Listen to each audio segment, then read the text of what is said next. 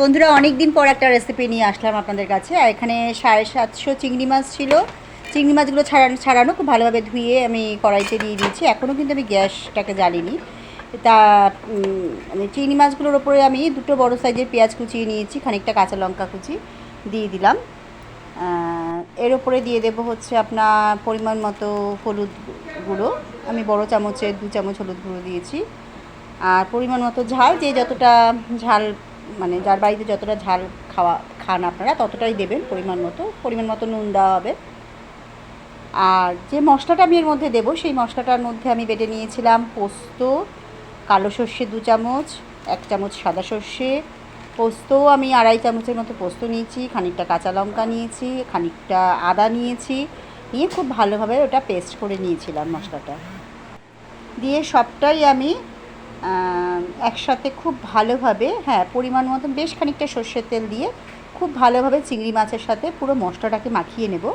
নিয়ে তারপর খুব সামান্য ওই মশলা ধোয়া জলটা আমি ওপর দিয়ে তারপর আমি গ্যাসটাকে অন করে দেবো। দিয়ে আমি এর মধ্যে একটু টমেটো দিলে খুব ভালো হতো। টমেটো ছিল না বলে আমি টমেটো সস দিয়েছিলাম এর মধ্যে। সমস্ত কিছুই খুব ভালোভাবে মাখানোর পর আমি তারপরে গ্যাসটাকে অন করে দিয়েছি। এর মধ্যে তেলটা বেশি পড়বে, সর্ষের তেলটা একটু বেশি লাগবে। এই ধরনের মানে এরকমভাবে চিংড়ি মাছ রান্না কিন্তু অসাধারণ লাগে বন্ধুরা খেতে। গরম ভাতে তো মানে জাস্ট ফাটাফাটি। মানে একদিন অবশ্যই আপনারা করবেন যদি আপনাদের রেসিপিটা ভালো লাগে।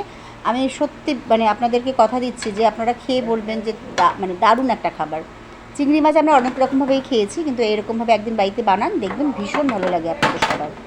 আর বন্ধুরা এখন তো আমি সত্যিই সেভাবে মানে ভিডিও ছেড়ে উঠতে পারছি না। আমি তো আমার সমস্যার কথাটা বলেছি, এবার আস্তে আস্তে সহজ হচ্ছি। এবার চেষ্টা করব একটু আধটু ভিডিও ছাড়ার, মানে আস্তে আস্তে হবে। বন্ধুরা সঙ্গে থাকবেন, সাথে থাকবেন, যেরকমভাবে আমার পাশে ছিলেন আপনারা আমার পাশে থাকবেন।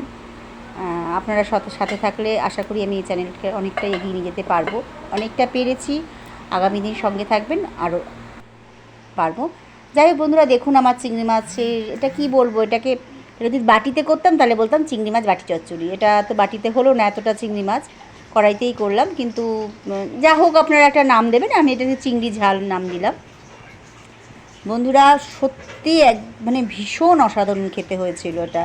মানে আমরা তো সবাই খেয়েছি, খাওয়ার পর আমি আপনাদেরকে মানে ভয়েসটা দিচ্ছি আর কি। সত্যিই অসাধারণ খেতে হয়েছিল। আর দুপুরে আজকে রান্না হয়েছিল শাক ভাজা, শুক্তো, ডাল, মুসুরির ডাল, আলু পোস্ত, চিংড়ি মাছের চচ্চড়ি আর মানে টমেটোর চাটনি। তাহলে বন্ধুরা আজকের মতো এখানেই শেষ করছি। আগামী ভিডিওতে আবার আসবো। সবাই খুব ভালো থাকবেন, সুস্থ থাকবেন। শুভরাত্রি।